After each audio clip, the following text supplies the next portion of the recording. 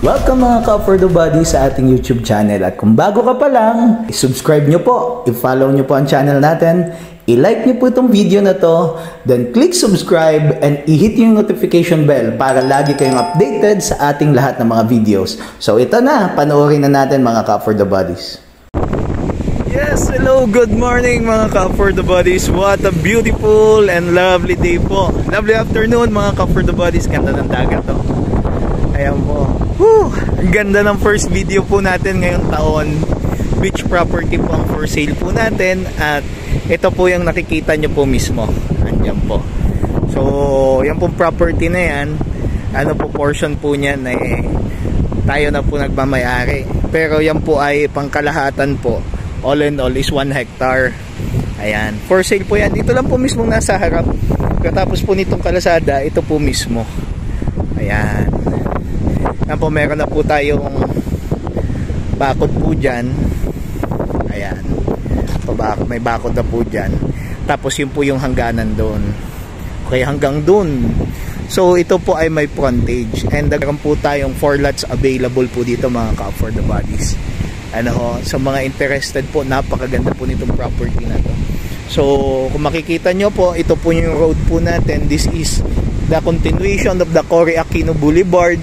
Ito po yung Cory Aquino Boulevard dito po sa Camarines Norte. Na kung saan ito pong boulevard po na ito, pag pinagsama po yan, Daet, Mercedes, Paracale, Binsons, po, 4 na bayan po pinagdugsong using this boulevard. Pero may mga areas pa po na putol, kaya po dumaan tayo mismo po sa sentro po ng Labo para makarating po dito mga For The Body. So ito po mismo yung property. So wala pong tanim. Ayan, mga ilan po na nyog. Po, ito po mismo yung for sale po natin. At ito po, subukan natin bumaba po ng dagat. Okay, may mga ilan tao. Ito din po sa kabila. Ganda ng view dito sa kabila. Napakaganda mga For The Bodies. Nabisi po tayo sa mga projects po natin. And ngayon, nandito na po tayo. So medyo malakas yung agos. Ayan po. Meron pong hagdan dyan. Ayan. Pwede po bumaba. Pero dito doon, may hagdan din po. Okay. So ito po yung natin. Daming production. So ito po yung sun po natin dito. Okay. Pero yan po yung view. So when you're here going to Calaguas Island, pwede po dito. It's just only 20 minutes if I'm not mistaken from Calaguas Island po yung property.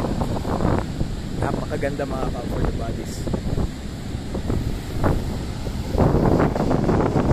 Kayang makita nyo po yung palapa po ng nyog ng mga nakatayo. Kabila po yan. Tinataniman po nila ng mga gulay dyan sa kabila. Okay. So ayan po yung itsura po ng lupa natin.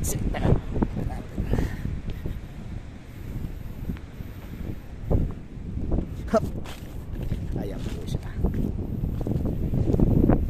1 hectare po yan hanggang dun sa may end po nun sa may baka, hanggang dyan sa may baka na yan. Ayan. Ganyan po siya. So yung property po natin dito for sale. So ang lapit lang sa dagat. Imagine if may plano kang gusto magkaroon ng beach house, tapos yung papunta po dito, ang ganda na po ng daan, konkreto na po, hindi po mahirap makapunta dito, napakadali po For The Bodies. Yan po yung view. So kung papatayo ka dito, 3 palapag na bahay, ganda.